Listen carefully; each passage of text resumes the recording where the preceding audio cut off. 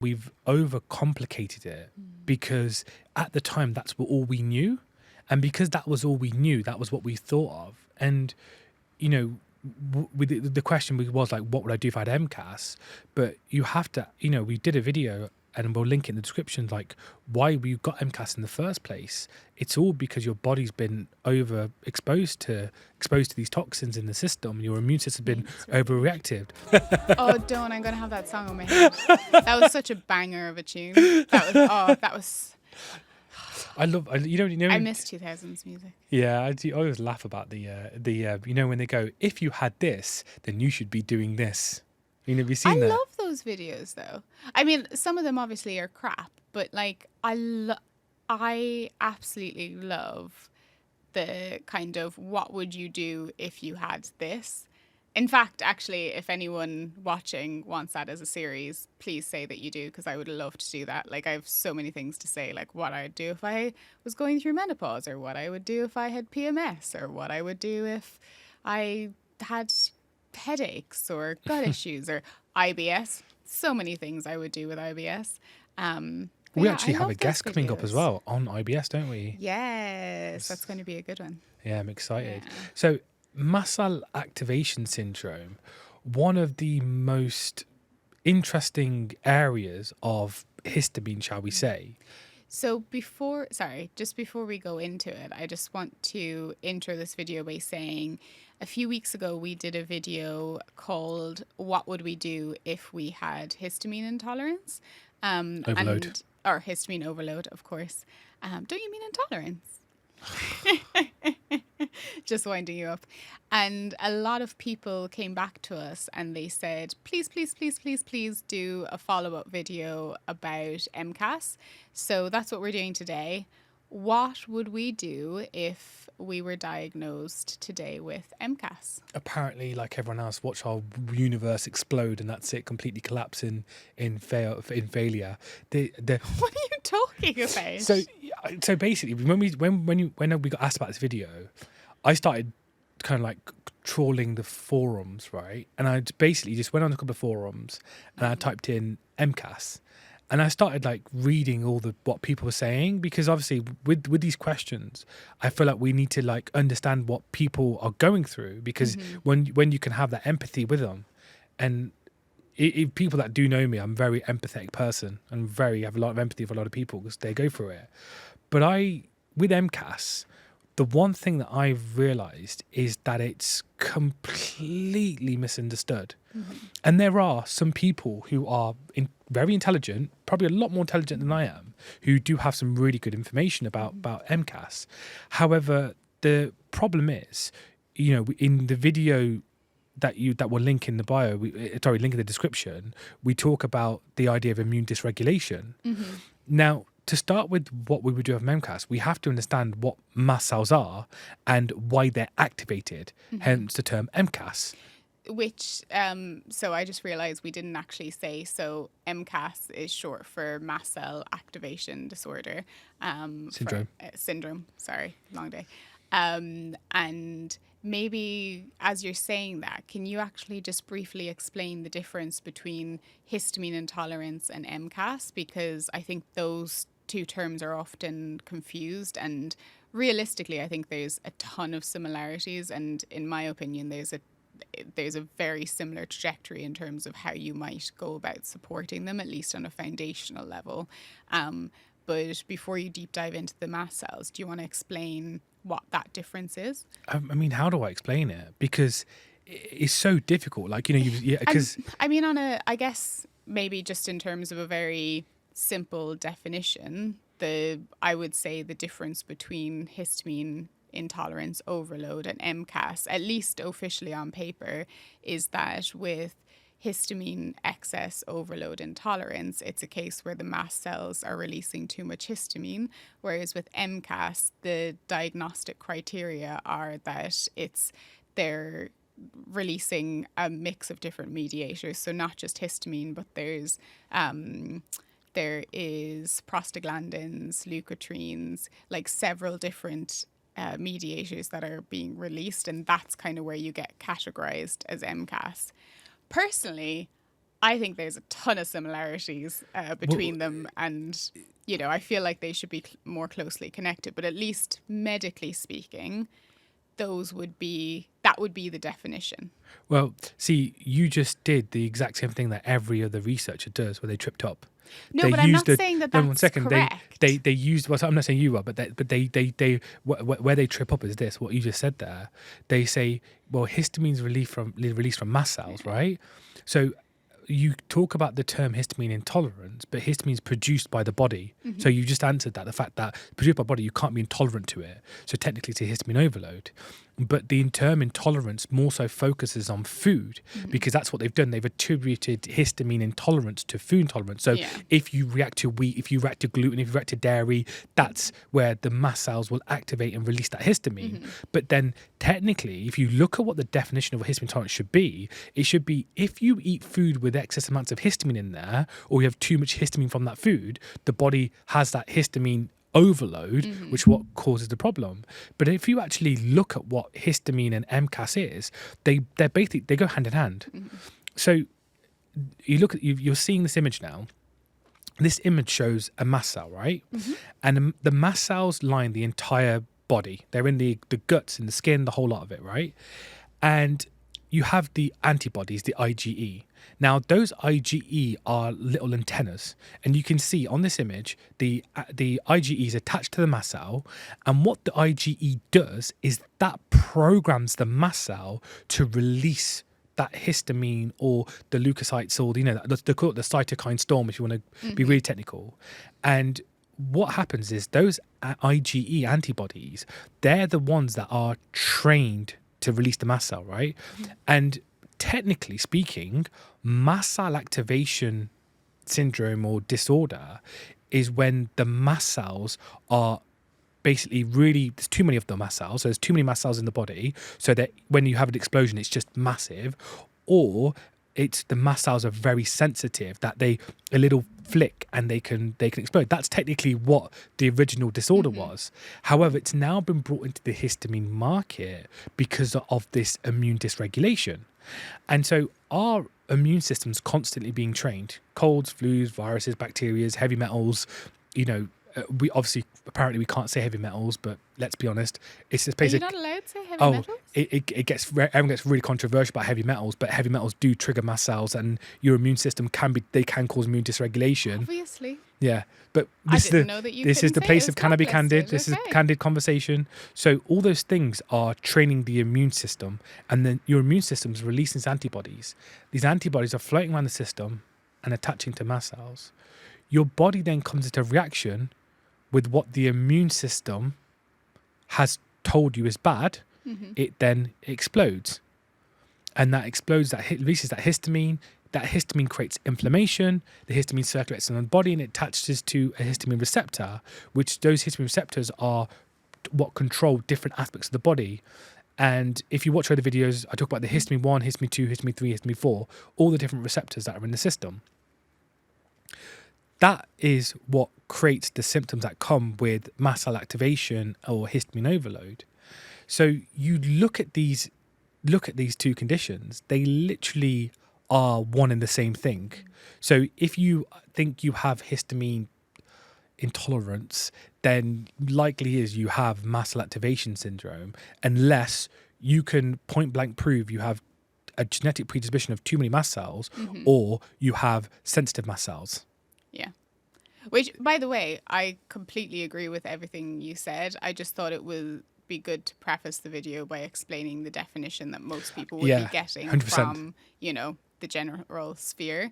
But like you explained that absolutely perfectly in terms of what's happening. And I think it gives a much clearer idea as to why, if you have one, you might as well have the other in terms of what you're looking to support those things. And there's, I think there's a little bit of a sliding scale or a little bit of a spectrum here as well. Like some people can have, a lower level of histamine issue. Maybe they don't have as much immune dysregulation going on, but they can they do get triggered by a certain level of histamine because maybe they're at those early stages. And then there's people that are at like the end stage where, you know, they have extreme immune dysregulation, like a ton of different triggers, a ton of different conditions, and, you know, everything's just kind of falling apart. So I think, yeah, there's a little bit of a spectrum there. And I think often we tend to apply that word histamine intolerance to, you know, in the same way that we might apply a food sensitivity, whereas MCAS is almost the food allergy side of that spectrum. Yeah, yeah. In my mind. No, 100%. And I think like with like the histamine aspect of it, it's why so many people will have that instant relief when they go on like a low histamine diet. But then if you continue reading what these people are going through, they'll be like, well, I've been doing a low histamine diet for ages and I'm still getting the same response, and it's because like of this smell, or it's because of like, you know, the stress, or it's because I like drank this drink, or I had this one food and it's like, you know, it's a histamine liberator and now I suddenly got it, or I had this food and it doesn't contain any histamine but I reacted to it.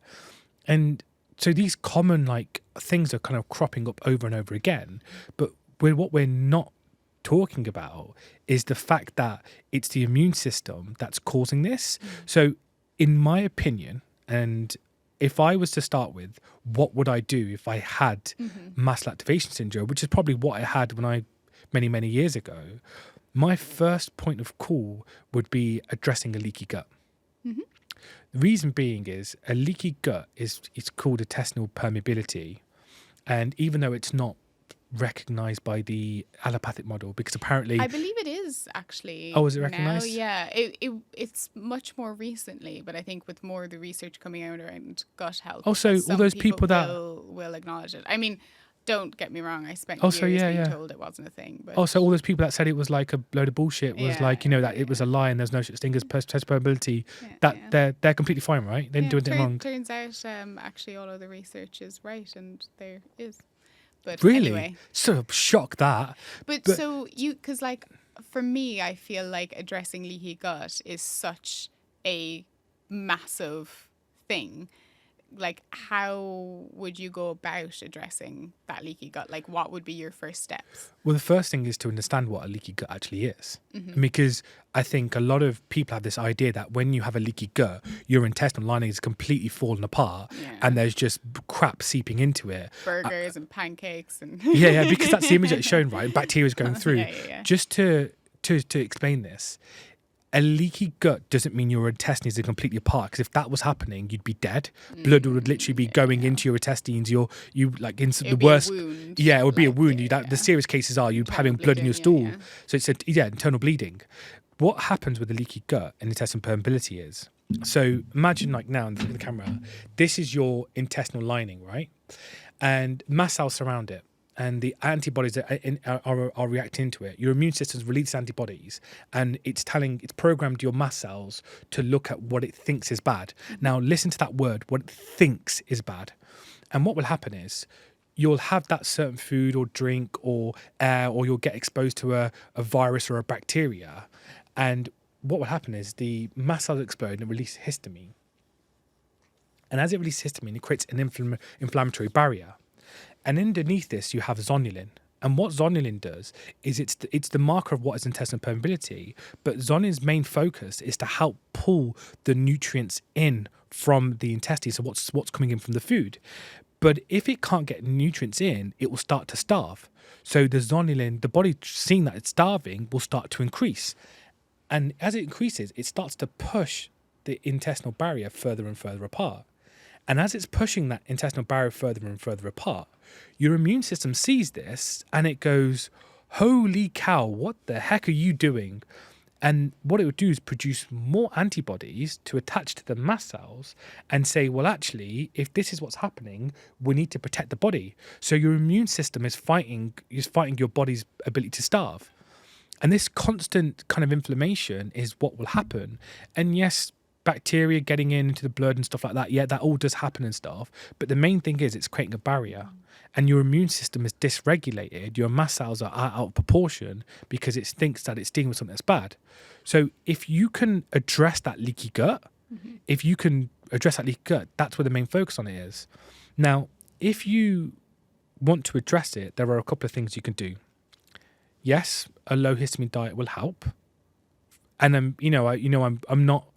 I've said before, I'm not anti low histamine diet, but as a short term support, just to kind of get you in a place where you're not overreacting, it can be beneficial. Do you think, first of all, brilliant explanation. I really liked that. And I think, this permeability that you're talking about and that inflammation and stuff, that's something that is generally happening over a longer space of time and often is going on a lot before it's addressed. So just keep that in mind in terms of the level of inflammation, wear and tear that a lot of people who are now trying to address it probably have. Would you go low histamine diet, or would you go a little bit more individual and kind of, an elimination low histamine kind of hybrid? Because as we know, there's a lot of people that don't react to foods that are high in histamine, but do maybe react to some foods that are traditionally low in histamine. And I don't know, the more and more I go on in this area, I kind of feel like I'd be more into kind of removing the big trigger foods. So, obviously that's different for everybody. Some people it might be coffee. Don't worry, it's not you. A lot of people, dairy and gluten can cause an issue, but I don't know. I just feel like because of the amount of things that people with MCAS have to address and look into, a diet like the low histamine one is I want to say complex, but really kind of convoluted sometimes, in the sense that there's so many random little rules in terms of, it's like the low FODMAP diet. It's impossible to keep track of. And I just think of the stress that puts on someone. I think I don't know. What do you think? Yeah, I think maybe I need to take back what I said there about the low histamine diet. Well, you're not wrong. I'm not wrong, but I'm also... It can help in the short term, for sure. When I say low histamine diet, I mean remove what triggers your activation first. I think remove the big triggers. If you eat a bowl of porridge and every time you do that, you clearly have a reaction, get rid of it. But I just think printing out a sheet on low and high histamine foods and just following that instead of following your own body and what you notice. I don't know. No, you're not wrong there. So at first I would look at the triggers, identify the triggers are, remove them, because the more you continue to have those triggers in the system, the more the mast cells are going to be activated and releasing that histamine. Second thing I would do is take Toxaprevent. Why? Because if you look at the Toxaprevent packaging, you'll see on the front of it says for strengthening of the intestinal wall barrier. That came about because of the leaky gut study, which I'll link in the description, which anyone can read, by the way. And what that study showed was that if you took the Toxaprevent Ready Pure capsules over a 3-month period, what it does is it goes into the intestines, and as it opens up, it goes through and it binds to histamine. So it binds to that inflammatory barrier, and as it binds to the histamine, removes it, it reduces the inflammation. As it reduces the inflammation, the zonulin starts to go down. Therefore, the immune system starts to calm down.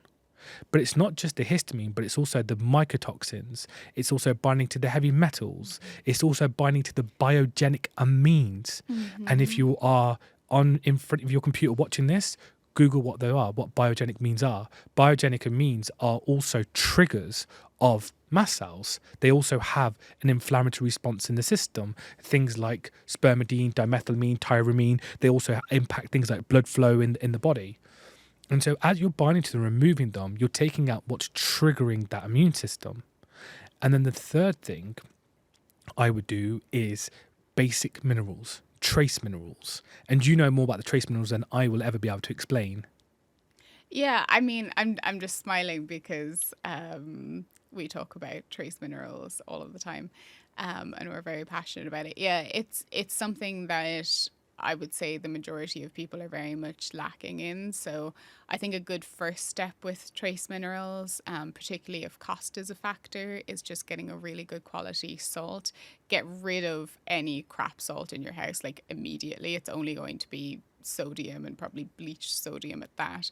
Get a really good quality, Celtic sea salt, or Badger you can get Golden some- America. Yeah, Redmond's salt, I think, is a popular brand. Kind of a really good quality pink Himalayan salt. Be careful with the pink Himalayan salts. There was a bit of an issue with when that became really popular, of just regular salt being dyed. But and by the Celtic sea salt, I mean that the one with a little bit of a greyish tinge.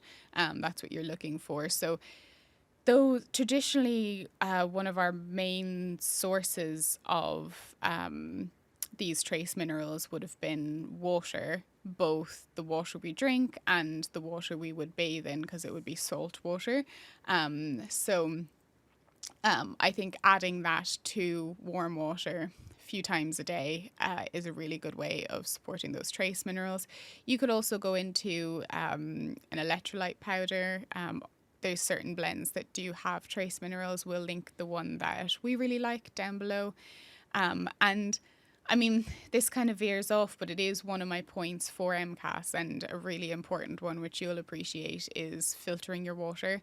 Ideally a really high quality filter, but I know that's really, really expensive. So any sort of filtration is a really good starting point, because there's so much crap in our water that can actually not just add to your toxic load, which will exacerbate your mast cells and your histamine issues, but also it can inhibit the absorption of a lot of those trace minerals and things. So, I mean, you have a lot more to say on filtration, but I think that's a really important thing. Just get the cleanest water that you can.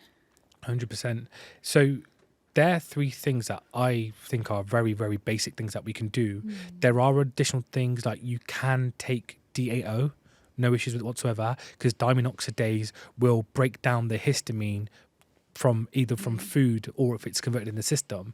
Problem with it is it focuses more on the gut rather than histamine circulating in the system. So that's one of the main problems with it as well. The other is things like creatine and SAMe.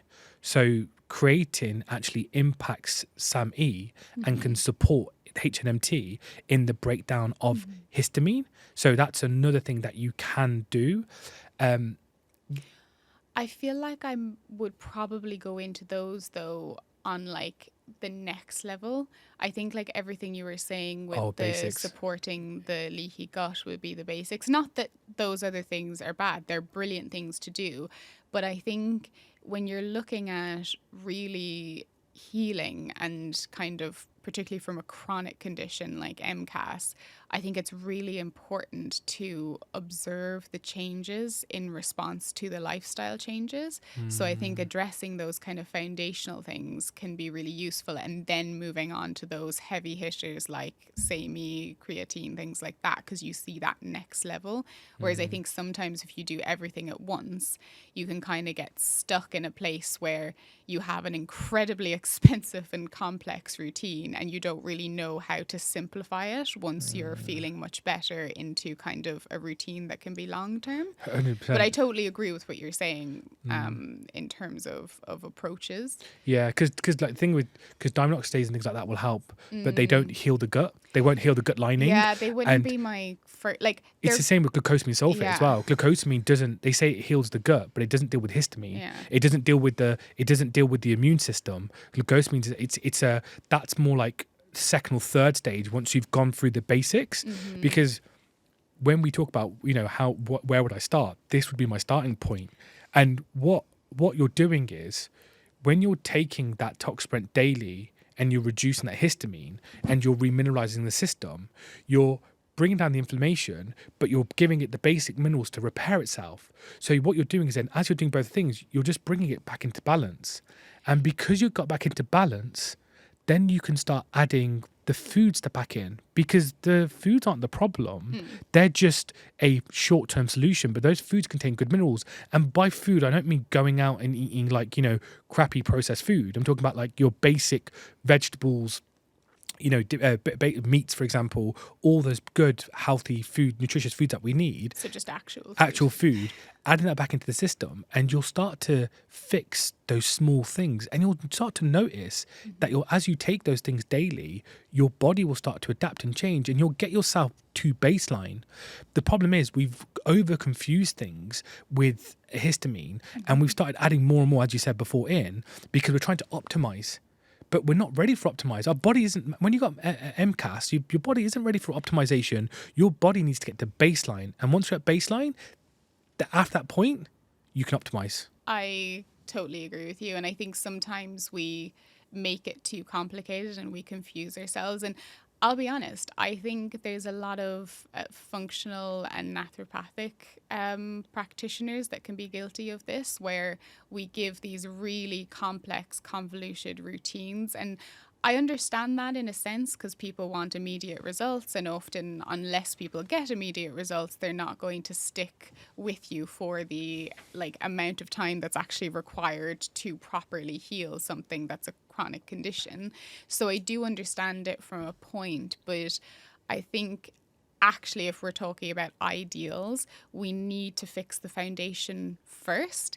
And that also will give us a clearer picture as to what's going on. Because as we said earlier, histamine intolerance and MCAS, they're not simple conditions. And often it can be such an overwhelming experience that they can mask breakdowns in other areas. So if you're not addressing the foundation first, one, you might end up wasting your money on, supplements or gadgets or devices that you don't really need.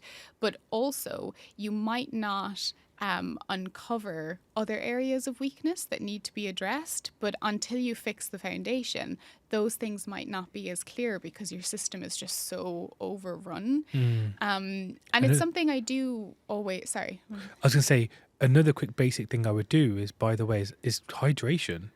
With the electrolytes, this is the one thing that I think really starts to get to my nerves a little bit. Eat salt. Yeah, it's because the problem is a lot of people, because of the lack of those basic trace minerals, lack of salt, they won't drink water because they're worried about constantly going to the bathroom and weeing basically. Or they don't like the taste. That's a really big thing. Yeah, that's normally down to the lack of hydrogen in the physical water, because or a lack of habit, just being used to kind of flavors in your drinks. I mean, try hydrogen water. If you don't like water, try hydrogen water. I guarantee you the taste will be completely it will change the way you look at things, because our body's made up of hydrogen, H2O.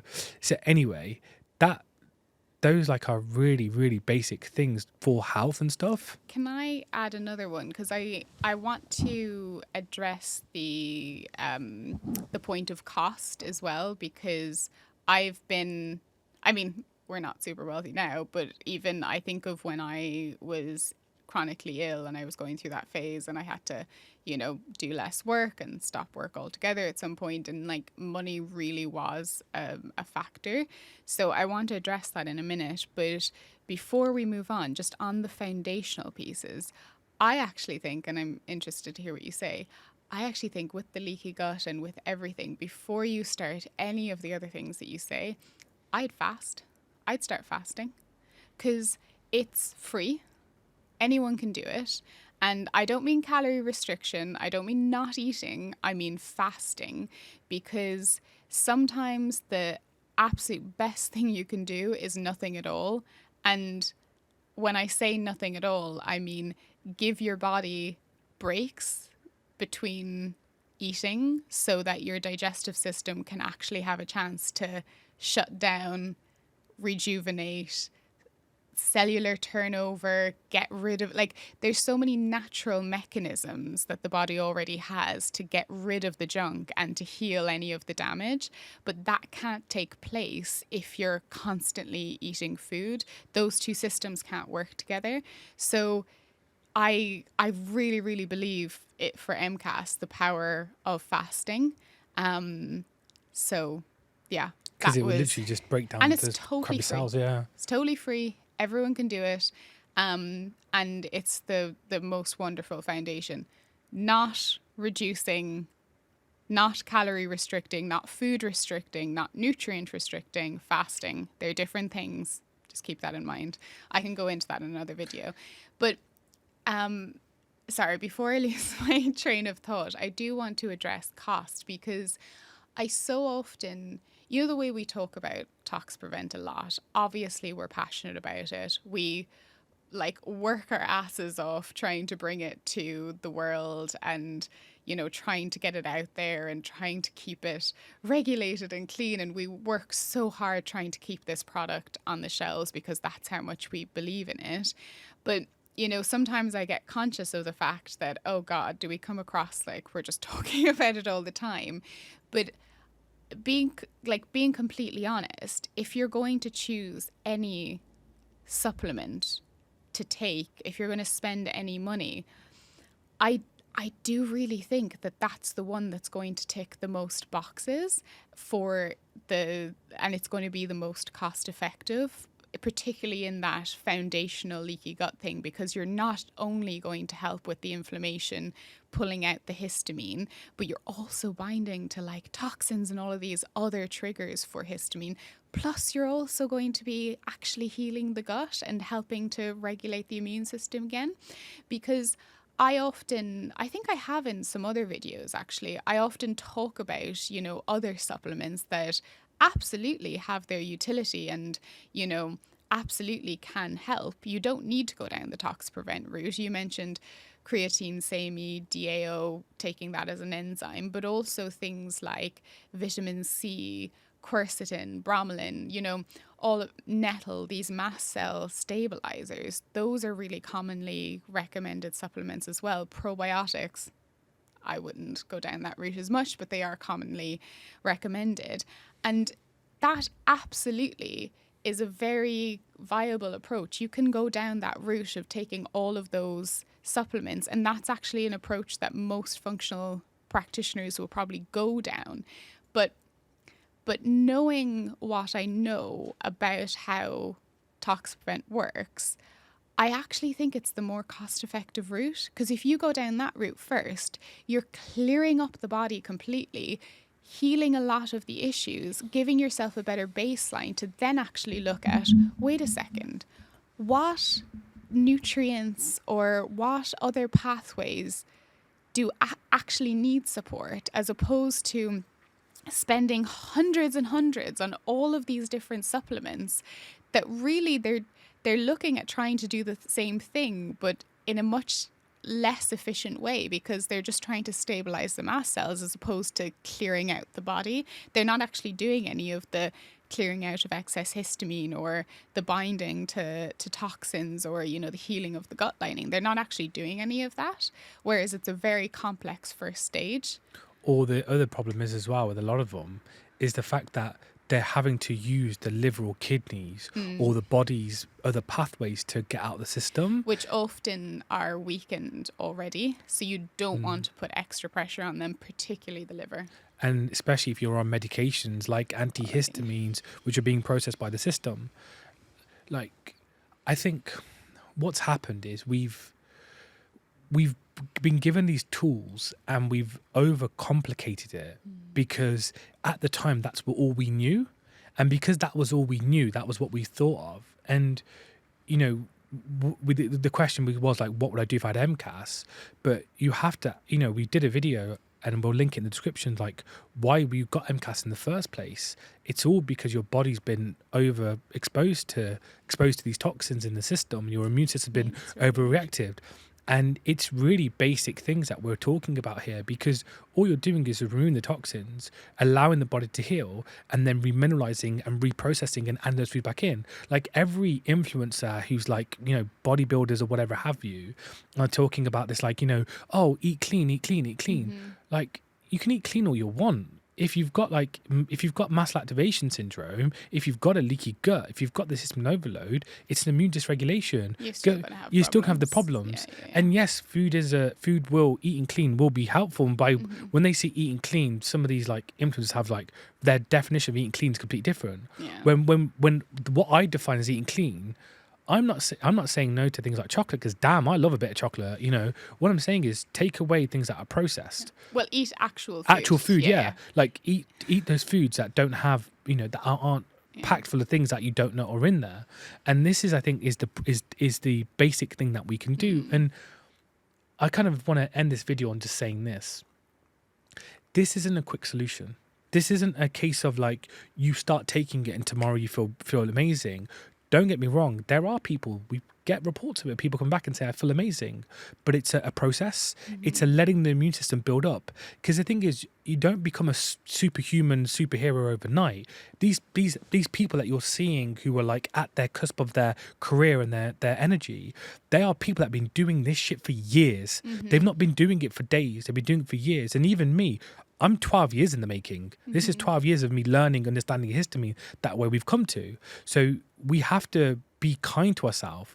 And I call it the 1% crew, the people that do make that difference. Because every day, as you take these things daily, as you do these things daily, you will change the way you do it. It's compound. It's a compound effect. And you'll start, you'll actually become a different person. Like you'll start 100%. thinking differently, moving differently, feeling different. And also just to point out on, it's very rare that you'll instantly feel better overnight. Oftentimes you will feel worse before you feel better, like you do with anything. Like if you're trying to learn a new skill or, say you're not socially confident and you're trying to go out and make friends, it feels awful initially, but eventually it feels amazing.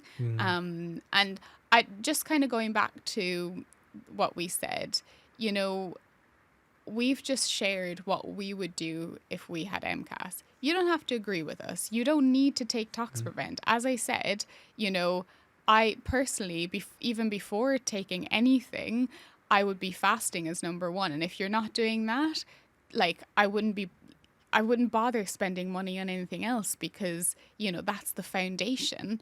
And if you don't want to, follow that as a recommendation, you absolutely can do the whole long, vitamin C and quercetin and bromelain and probiotics and glucosamine and all of these different things. You can go whatever direction you want. They all will result in the same thing. It just depends on, the route you want to take, because I think both of us, we like the simpler solution if possible. And actually, as you mentioned earlier, it seems complicated, but the solution is really simple. You just need to know what it is. What's the famous thing? KISS. Keep it simple, stupid. And I think It's that's true. it is true. But I think sometimes, like I said, we can overcomplicate things because it makes us seem or feel more intelligent, or it means that because it's so complex, we're a complex person. But it's not. It can be fixed and can be simple, but it's just perseverance and time. And I think if we're impatient, we'll never get to the results. And this is like this is personally, this is my honest opinion on it. And like I said, I've been doing this for years. This isn't just overnight. This has been doing this, and I've seen it firsthand and experienced it with so many people. But like I said, keep it simple, stupid. We've got this, and please do share what your thoughts on MCAS are. Like, I've given you a lot of information here, and me and T have given you a lot of information here. So let us think about, what do you think would be your solution to MCAS? Like, share your MCAS journey and share us what you've done to get better, because it's always interesting for us to learn. And I'm not talking about just people's opinions. If there's any research or data that you want to link us to, please do, because with MCAS, with histamine overload, with any health journey, it's an individual program. It's an individual system. There are generic things we can do, but your journey is your journey, and we can only share our stories and we can learn from them, but it's still your journey. 100%. Yeah, absolutely. Please share what's helped you, what's hindered you. And thank you so much for asking for this video, for this question. We absolutely love answering your questions, and we hope that this helps. Thank you, everybody, as always. Bye.